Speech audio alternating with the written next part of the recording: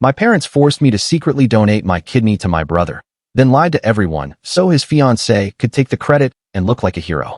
They thought I'd stay quiet forever, until I walked into their wedding ceremony holding the medical records in my hand, ready to expose everything.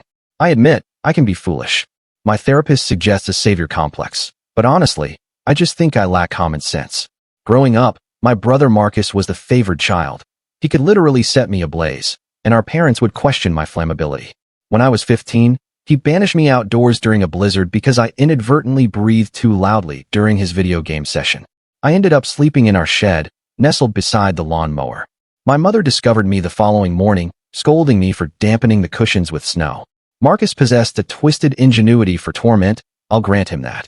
He once convinced our entire school I was adopted from a family of circus performers, which, he claimed, explained my peculiar nature. His girlfriend, Sarah, quickly adopted this narrative, honking at me in the hallways.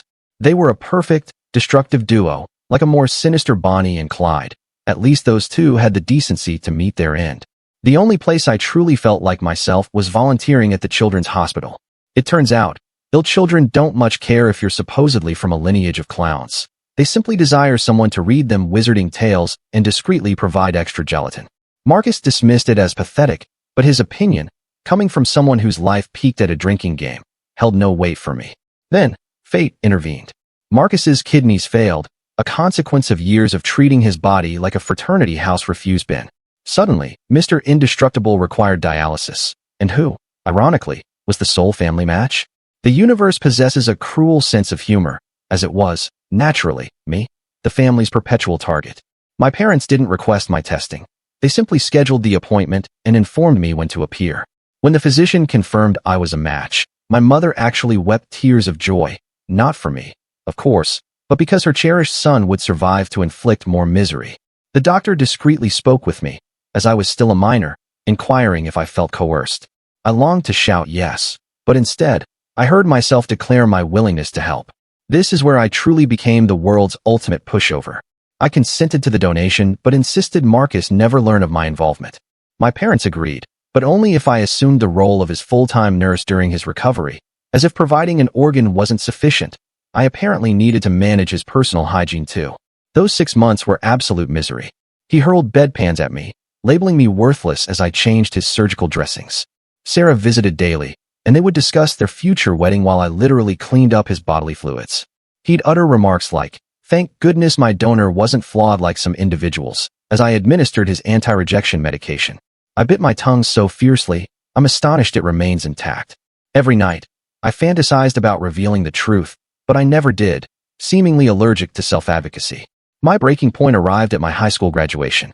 Marcus appeared inebriated and announced to everyone that my diploma was merely a pity gesture for the slow kid. My parents actually laughed.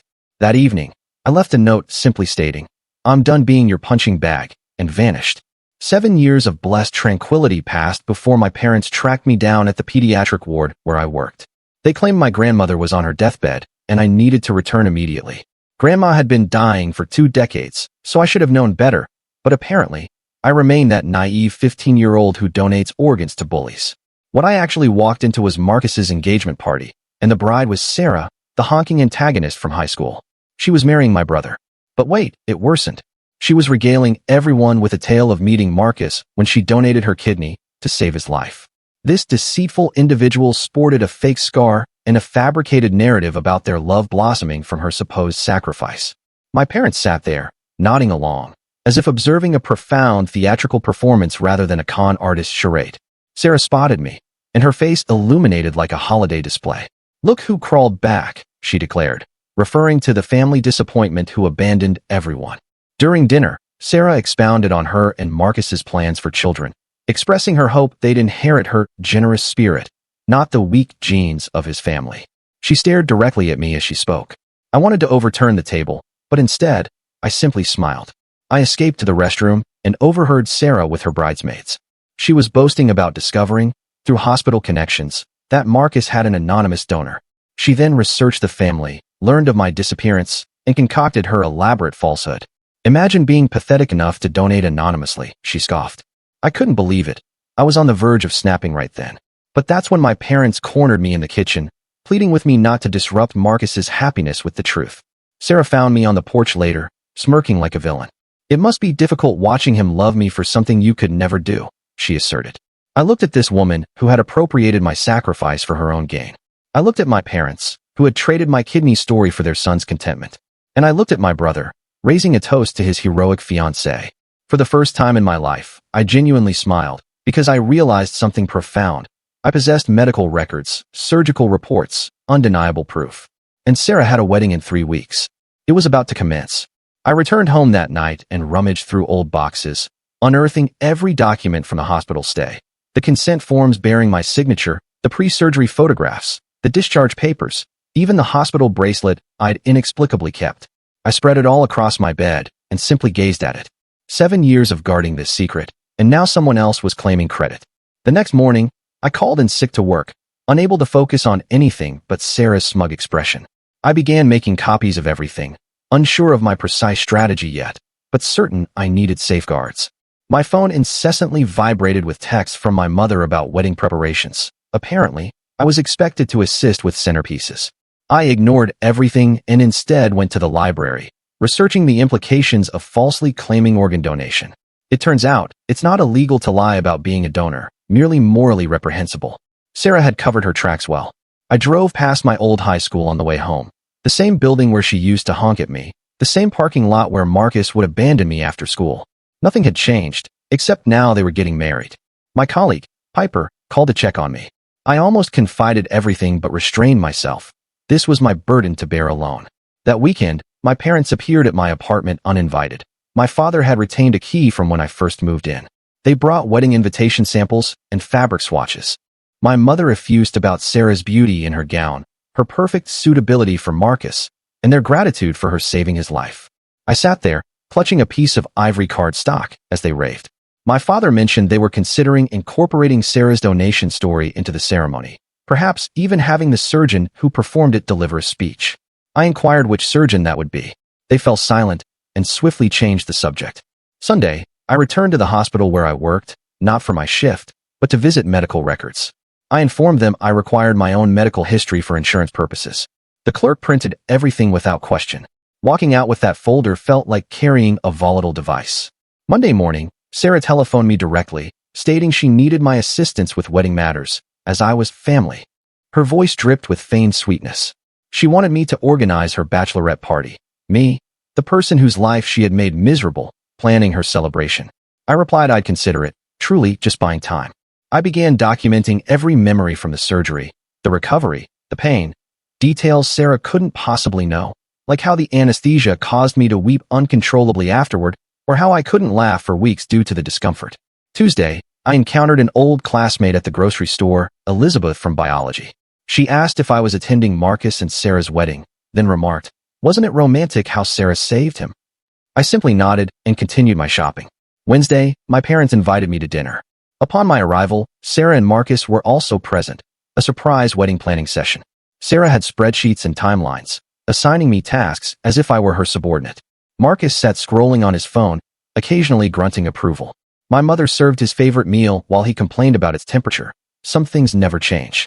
Sarah cornered me in the hallway later, asserting she knew I was envious, that I'd always coveted what she possessed, that Marcus chose her because she embodied everything I was not. Strong, beautiful, selfless. I bit my tongue until it bled. Thursday, I couldn't sleep, constantly replaying thoughts of the wedding, of standing there watching her recount her fabricated sacrifice, of my parents weeping with joy over a falsehood, of Marcus living his life, oblivious to his true savior. Friday, Sarah texted me a list of bachelorette party venues, all exorbitant places I couldn't afford. When I mentioned the cost, she dismissed my concern, stating Marcus would cover it with money he earned at the job he could only perform because he possessed a functional kidney, my kidney. Saturday, I went to the children's hospital for my volunteer shift. The children invariably uplifted my spirits. I read stories, played games, assisted with crafts. One small girl named Mary inquired why I appeared sad. I explained that adults sometimes face complex challenges. She presented me with a drawing of a rainbow, remarking that rainbows appear after storms, a sweet child. Sunday brought another family dinner. This time, Sarah's parents were also there. Her mother prattled on about her pride in Sarah's generosity. Her father declared they had raised her to assist others. I observed my parents nodding along enthusiastically. Marcus raised a toast to his life-saving fiancée. I excused myself to vomit. Monday, I contacted my therapist for an emergency session, recounting everything. She advised me to determine my desired outcome: recognition, justice, or simply peace. I didn't know. All I knew was I couldn't witness this wedding, not under these circumstances. Tuesday, Sarah sent me her official donation story, requesting I proofread it for the wedding program. Reading her fabrications caused my hands to tremble. She had researched medical details online, but made minor errors, things only someone who had actually experienced it would discern. Wednesday, I began avoiding everyone's calls, needing solitude to think. I took long walks, attempting to clear my mind, but my thoughts consistently returned to those medical records, to the truth nestled in my desk drawer. Thursday, my mother appeared at my workplace, claiming I was being selfish by not assisting with the wedding, that Sarah had contributed so much to our family, and the least I could do was offer my support. I wanted to scream the truth right there in the hospital lobby. Friday, I agreed to meet Sarah for coffee. She intended to discuss bachelorette party details. Instead, she spent an hour detailing her future with Marcus, their children, their home, their flawless life built on her perfect lie. When she mentioned her desire to establish a charity for organ donors, I nearly choked on my coffee. Saturday morning, I awoke to 17 missed calls from Sarah. My phone screen glowed accusingly in the dim light of my bedroom, each notification a small hammer pounding against my already throbbing head. She had rescheduled the bachelorette party for the following weekend, requiring me to book a party bus for 12 bridesmaids I'd never met, coordinate pickup times across 3 different cities, and somehow execute it all with 7 days' notice. Her voicemails grew increasingly frantic, each message commencing with feigned sweetness and escalating to barely contained panic. I texted back that I was occupied. She responded with a lengthy message about family obligations, how blood was thicker than water, and how Marcus would be so disappointed if I didn't support their love. The message was so extensive I had to scroll 3 times to reach the end. I silenced my phone and pulled my comforter over my head, seeking to reclaim some unconsciousness. Sunday, I finally met the bridesmaids at an overpriced cafe downtown for a planning brunch. They all wore matching Team Bride shirts, emblazoned with Sarah's face screen-printed in gold glitter. The chosen photo was from her engagement shoot, where she gazed adoringly at Marcus while placing her hand over her right side, where her supposedly absent kidney would be. One girl named Stephanie, who introduced herself as Sarah's college roommate, incessantly gushed about Sarah's kidney story, how courageous she was to sacrifice an organ for love, how romantic the entire situation was, like something out of a movie. She actually used the phrase modern fairy tale while clutching her mimosa. I stabbed my eggs Benedict with perhaps excessive force and smiled until my cheeks ached. The hollandaise sauce appeared unappetizing, yellow and thick, like the falsehoods coating every aspect of this wedding. Sarah held court at the head of the table, assigning everyone roles as if we were orchestrating a military operation rather than a bachelorette party. She possessed an actual printed spreadsheet with color-coded responsibilities. I was tasked with organizing games specifically designed to celebrate her journey as an organ donor and selecting decorations that matched her kidney-themed party aesthetic. Yes, kidney-themed. She desired anatomically correct organ garlands, naturally. Monday at work was challenging. The hospital felt oppressive, every corner a reminder of my own time there as a patient. I kept losing focus during rounds, staring at kidney function charts and recalling that day 7 years ago. My supervisor, Dr. Chun, discreetly pulled me aside after I almost administered the incorrect medication dosage and inquired if everything was all right. Her face was etched with genuine concern. I mumbled, "Wedding stress." She chuckled, the sound echoing off the sterile walls, and expressed her understanding, recounting her own sister's wedding drama. If only she knew whose wedding, and why. If only she knew the bride was claiming my literal organ as her own romantic gesture. That night, I sat with all my medical documents spread across my kitchen table, resembling evidence at a crime scene. The fluorescent light above occasionally flickered, making the paper appear to pulsate. I began highlighting the crucial sections with a yellow marker that bled through the thin hospital paper. My name, the dates, the procedures, undeniable evidence, though I knew my family would attempt to dispute it. Tuesday, Sarah called during my lunch break. I was in my car in the hospital parking garage, attempting to savor 15 minutes of peace with a dismal desk salad. She had an idea, she announced, her voice bright with false inspiration.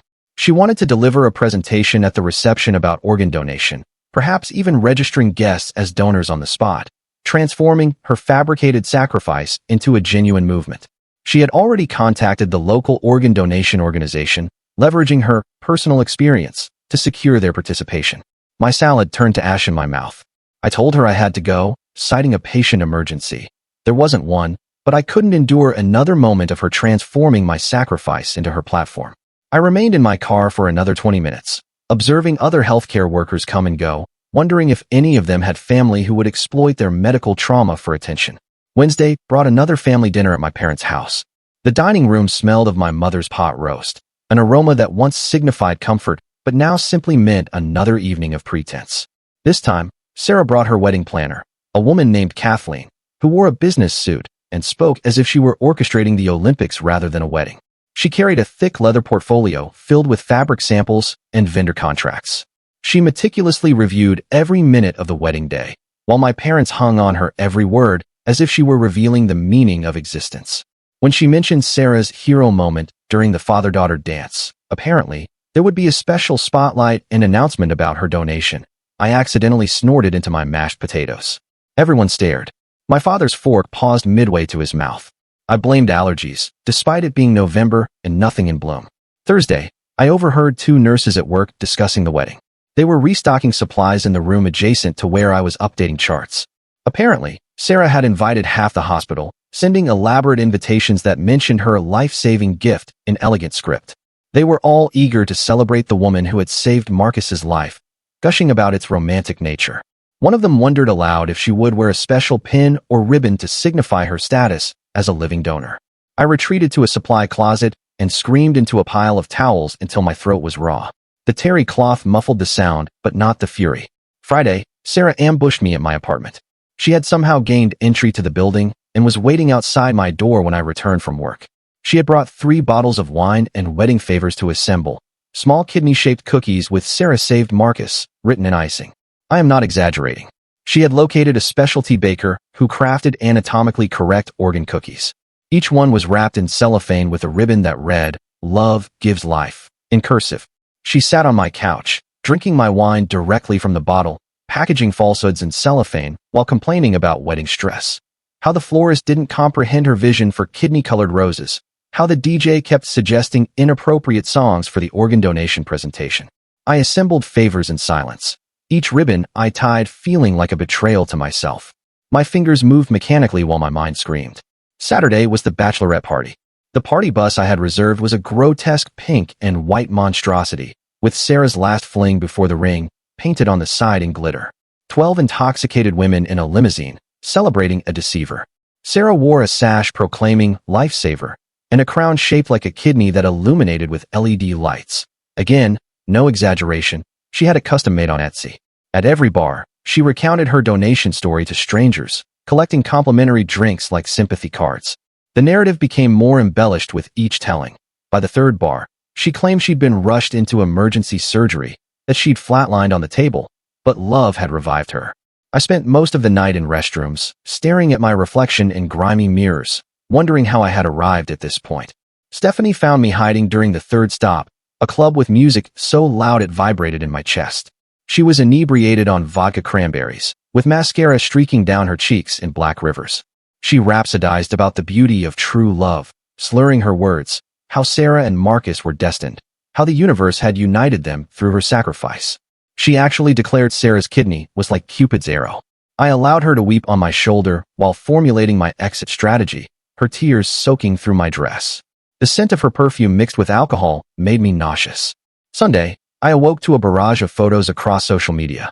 My phone constantly buzzed with notifications. Sarah posing with her kidney crown as if it were a beauty pageant tiara, bridesmaids toasting her bravery with raised champagne flutes, Marcus commenting with heart emojis and calling her his angel.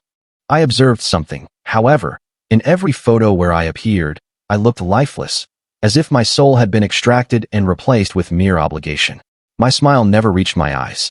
My colleague, Piper, texted, inquiring if I was all right. She had seen the photos too and suggested I needed a friend.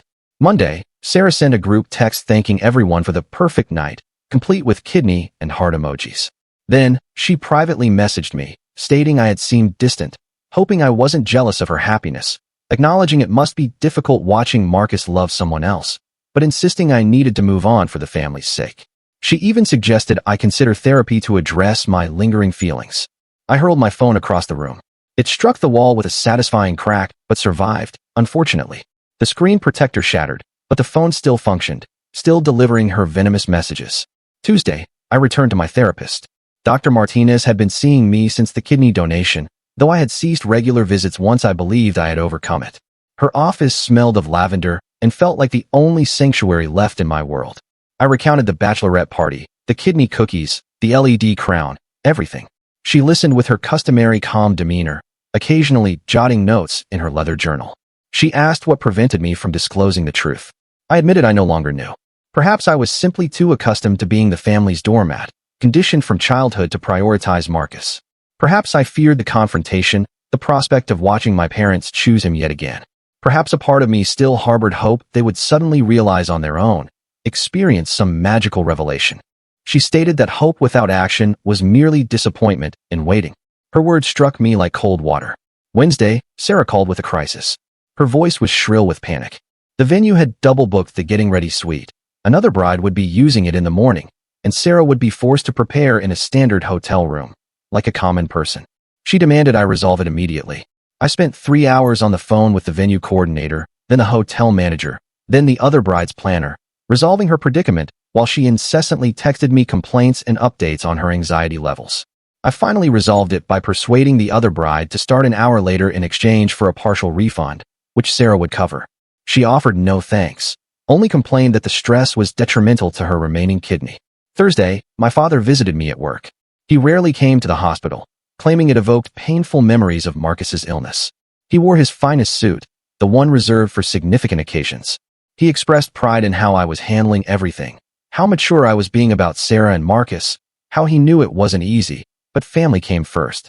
He stood in the hallway as doctors and nurses hurried past, utterly oblivious to the irony of discussing family loyalty in the very place where I had sacrificed an organ for his favorite child. I longed to ask when I had ever come first, but merely nodded instead. He patted my shoulder awkwardly and departed, likely relieved to escape without a genuine conversation. Friday night. I couldn't stop gazing at my medical records. The truth, starkly presented in black and white, clinical and irrefutable. I began contemplating the repercussions of revealing everything. The wedding would be ruined, Sarah exposed as a fraud before hundreds of guests. My parents would be furious, not at her for lying, but at me for exposing it. Marcus would likely find a way to blame me, claiming I was attempting to sabotage his happiness out of envy. But Sarah would be unmasked. Her entire fairy tale would crumble. The thought brought a smile to my face, then a pang of guilt for smiling, then another smile, because why should I feel guilty for desiring the truth to be known? Saturday, I met my mother for lunch at her preferred restaurant, the one with the garden patio. She wished to review my maid of honor speech. Apparently, Sarah had appointed me maid of honor without consulting me, simply announcing it at the brunch as if it were an honor I should cherish. My mother had meticulously pinned some notes on monogrammed stationery about what I should say, all extolling Sarah's virtues, our family's gratitude for her, and Marcus's blessing in finding someone so selfless. She had even included a line about how Sarah's sacrifice had saved our entire family. I read through it, feeling nauseous, the words blurring together. The waitress inquired if I was all right. I replied yes, attributing it to wedding emotions. Sunday, Sarah dragged me to the final dress fitting. The bridal boutique exuded the scent of expensive perfume and desperation. She looked stunning, I'll concede that. The gown was a masterpiece of delicate lace and tiny pearls. The seamstress effused about her radiance. How love made women glow from within. Sarah caught my eye in the mirror and winked, as if we shared a secret, as if she hadn't stolen my actual secret and transformed it into her identity. The seamstress mentioned she had heard about Sarah's donation, that her own cousin required a kidney. Sarah launched into her story again, adding details about recovery that I recognized from my own experience. Monday, with 5 days remaining until the wedding, the texts were incessant. My phone never ceased vibrating. Sarah sought opinions on everything. The flowers, should the kidney-colored roses be more pink or more brown? The music, was it tacky to play My Heart Will Go On during the organ donation presentation? The table settings, kidney-shaped place cards, or just regular ones? Each message felt like another twist of the knife. My colleagues began noticing my demeanor. I snapped at a resident for a minor error. Piper brought me coffee and remarked that I looked like I needed a friend. I almost told her everything, but stopped. What would be the point? The wedding was in 5 days. The truth would emerge, or it wouldn't. Tuesday night, I dreamt of the wedding. Sarah was walking down the aisle, but her dress was fashioned from my medical records. Everyone was applauding and weeping as she left a trail of papers behind her, each step revealing another procedure note, another test result. Marcus stood at the altar, holding a kidney in a jar. I awoke at 3 a.m., drenched in sweat, unable to return to sleep. I spent the remainder of the night reading old medical forums about living kidney donation, finding solace in strangers' narratives. Wednesday, Sarah's mother called. Mrs. Patterson had always been kind to me, which made her call more distressing. She wished to thank me for everything I had done, stating she knew Sarah could be demanding, but was simply excited. Then she uttered something that chilled me to the bone. She said Sarah had told her about my kidney problems as a child, how I had needed assistance, and Sarah's research into organ donation had inspired her to help others. This woman had twisted even my childhood medical issues into her narrative. I had experienced kidney infections, nothing requiring donation, but in Sarah's rendition, she had been inspired by my suffering to become an advocate. I hung up and vomited, my body rejecting the falsehoods as violently as my mind did. Thursday was the rehearsal. The venue appeared like a fairy tale in the evening light, all twinkling illuminations and flowing fabric. I stood at the altar as the wedding planner directed everyone like a drill sergeant. She wore a headset and carried a clipboard, barking orders about timing and positioning. Sarah and Marcus practiced their vows. He pledged to love her for saving his life. She promised to always prioritize his needs, as she had when she gave him her kidney. My parents shed actual tears. I bit my cheek until it bled, the metallic taste grounding me. The rehearsal dinner was at an upscale downtown restaurant, the kind with a dress code and a wine list thicker than a novel. Sarah's father delivered a toast about his daughter's selfless nature, how she had been generous since childhood. My father toasted Sarah for instilling hope in their family. Marcus toasted his guardian angel and noted her humility in never discussing her sacrifice. I toasted bread, needing something in my stomach besides fury and the excellent wine that was rendering everything surreal. Sarah cornered me during dessert. The chocolate souffle sat untouched between us as she leaned in conspiratorially, stating she knew tomorrow would be difficult for me, but she appreciated my support, that perhaps one day I would find someone who loved me as Marcus loved her, someone who would overlook my flaws and accept me regardless. She condescendingly patted my hand. I gripped my fork so tightly, I'm surprised it didn't bend. The burden of 7 years of silence weighed on my chest like a stone. Friday morning, the day before the wedding, I awoke with a definitive decision. The clarity was astonishing after months of uncertainty. I couldn't do it. I couldn't stand there and witness this unfold. I couldn't be a part of this deception any longer. I called Sarah and informed her I was ill, suffering from food poisoning from the rehearsal dinner. She shrieked at me for 20 minutes about ruining her perfect day, about my selfishness, about how I always made everything about myself. The irony of her calling me selfish while wearing my kidney was not lost on me. I hung up and silenced my phone. I sat in my apartment, staring at those medical records, at the truth no one wished to hear. The morning light made the papers appear almost sacred. My parents arrived an hour later, using my spare key again. My mother was weeping, her makeup already ruined at 10 in the morning. My father was red-faced, angrier than I had seen him since Marcus's diagnosis. They declared I was destroying the family, that I needed to dress and proceed to the venue immediately, that Sarah was having a breakdown, and it was my fault. I looked at these individuals who had raised me, who were supposed to protect me, who had chosen Marcus every single time, from the most trivial childhood disputes to the life-altering decision to take my kidney, and I uttered one word. No. One word. 2 letters. The shortest sentence that took 22 years to articulate. They threatened everything. To disown me financially, though I had been independent for years, to never speak to me again, to tell everyone what a terrible person I was, to erase my existence from their lives. I allowed them to rant, their words washing over me like white noise. When they finally exhausted themselves from their own theatrics, I posed one question. Did they recall my time in the hospital for the kidney donation? My mother replied, of course, they were so worried about Marcus. The surgery had taken hours. My father added it was the hardest time of their lives, watching Marcus suffer, not knowing if the kidney would take. Neither mentioned their concern for me, their 17-year-old daughter, undergoing surgery, being cut open, losing an organ, facing a lifetime of meticulous monitoring. That told me everything I had always known, but never wanted to admit. They eventually departed, slamming the door hard enough to dislodge a picture from my wall. It was a photo from my high school graduation, the one Marcus ruined by experiencing a dialysis complication that morning. I was smiling, but the disappointment in my eyes was visible. I looked at my younger self, attempting to smile through the pain, and made another decision. If they wished to portray me as the villain, I might as well embrace the role properly. I dressed, not in the hideous pink bridesmaid gown Sarah had chosen, which resembled an exploded cotton candy cloud, but in my finest professional attire. A black blazer, a crisp white shirt, the kind of clothes that conveyed seriousness. I grabbed my folder of medical records and my car keys. If I was going to dismantle my life, I might as well do it thoroughly, with documentation. The venue was exquisite. Sarah had spared no expense with Marcus's funds. Flowers adorned every space in shades of pink and white. A string quartet played classical music. Guests were already arriving in their finest attire. The parking lot was filled with luxury vehicles. I parked and sat in my car for 10 minutes, simply breathing, observing people enter, happy couples, families, friends, all there to celebrate a falsehood. The string quartet's music drifted through my slightly open window. Finally, I retrieved my folder and went inside. The bridal suite was chaotic, bridesmaids scurrying about in matching robes, hair and makeup artists everywhere with their supply cases. Sarah presided in the center like a queen holding court. She saw me, and her face cycled through about 10 emotions in rapid succession, beginning with shock, moving through disbelief, and settling on rage.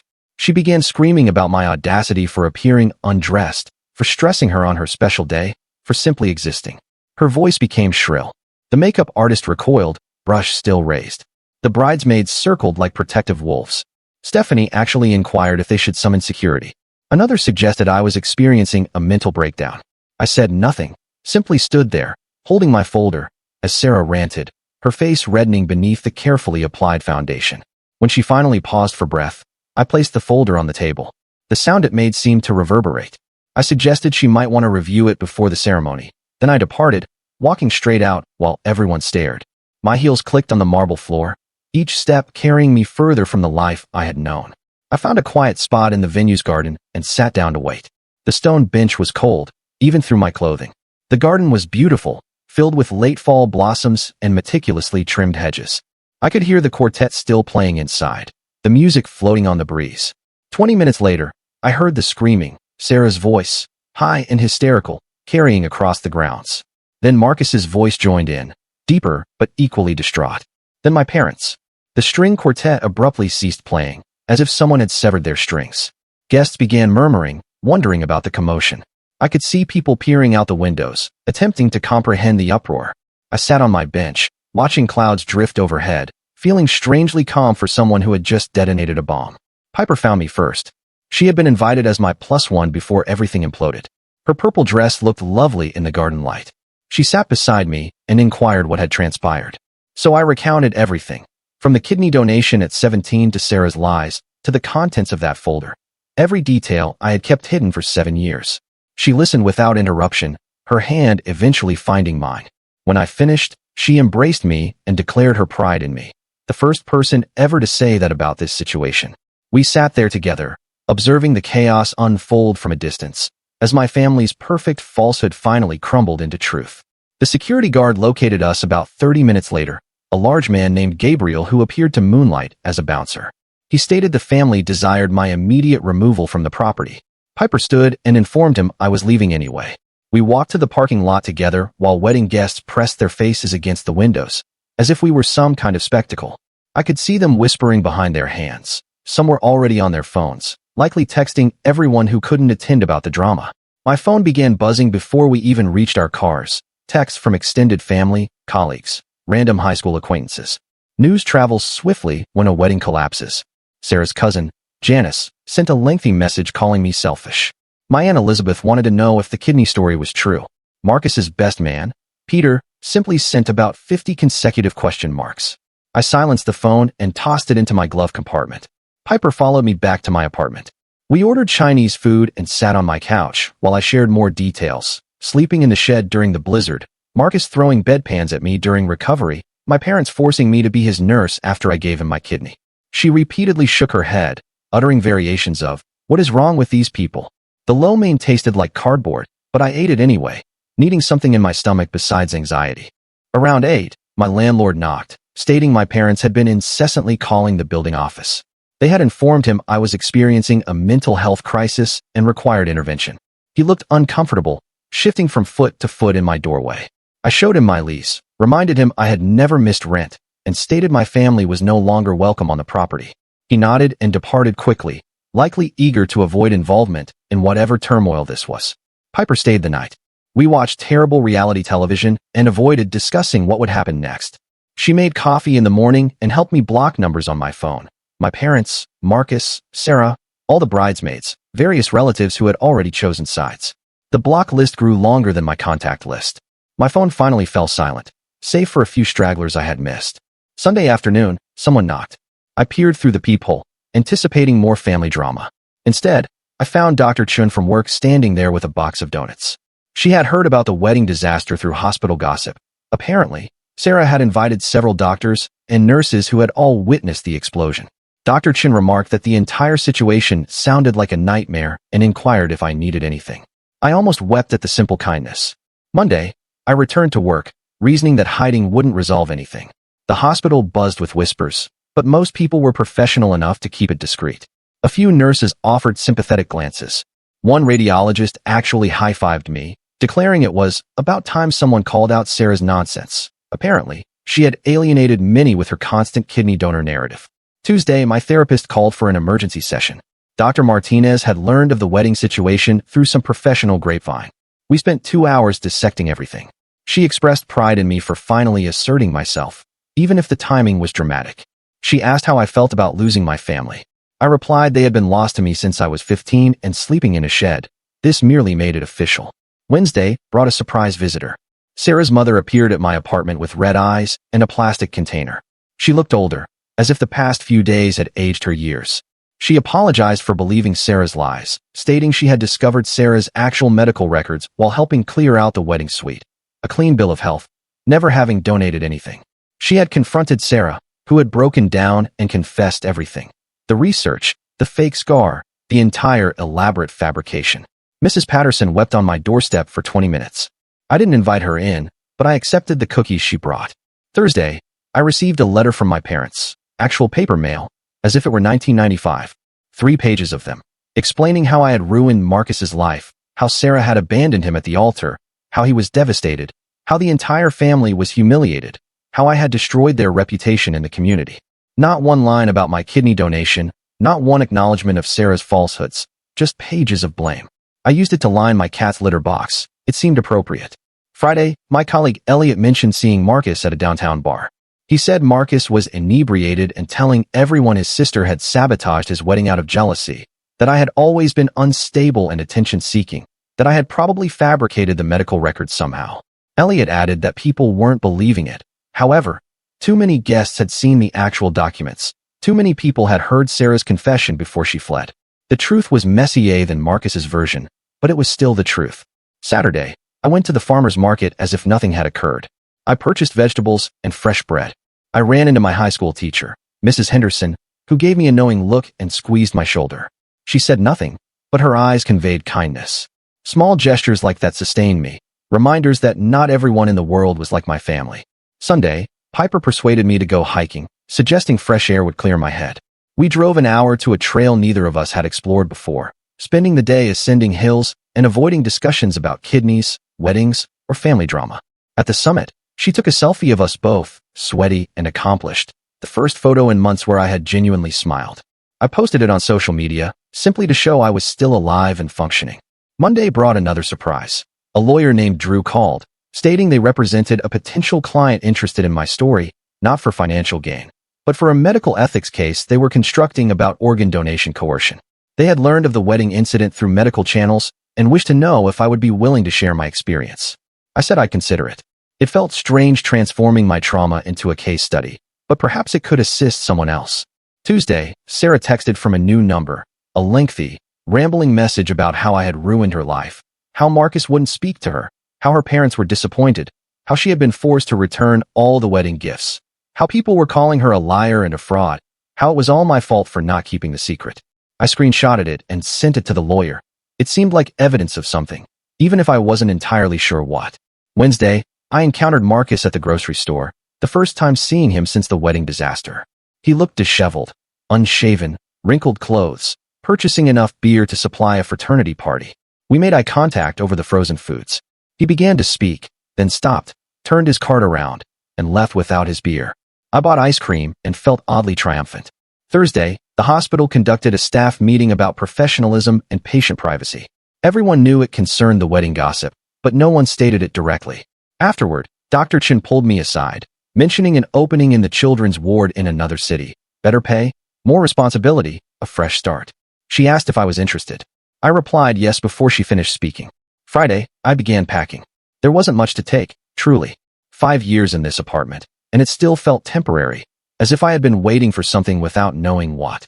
Piper helped me sort through things, finding high school photos I had forgotten about. Most went into the trash. I kept one of myself at graduation, the one where I was genuinely smiling before Marcus appeared inebriated. Saturday, my parents arrived one last time, bringing Marcus with them, like some form of intervention. He looked worse than at the grocery store. They desired my apology, for me to retract the truth somehow, to mend what I had broken. Marcus actually asserted I owed him for ruining his life. The sheer audacity made me laugh, a genuine laugh, which further enraged them. My mother declared I was heartless. My father stated I was no daughter of his. Marcus claimed I had always been jealous of him. I closed the door in their faces and returned to packing. Sunday was my final day at the local hospital.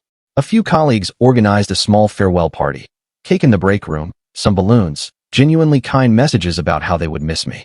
No one mentioned the wedding, but everyone understood why I was leaving. Sometimes, escaping is the healthiest option. Dr. Chun embraced me and said the children's ward in the new city was fortunate to have me. Monday, I drove 6 hours to my new city, my playlist filled with upbeat songs, coffee in the cup holder, boxes in the back seat. The further I drove from home, the lighter I felt, as if each mile shed a weight I had carried for years.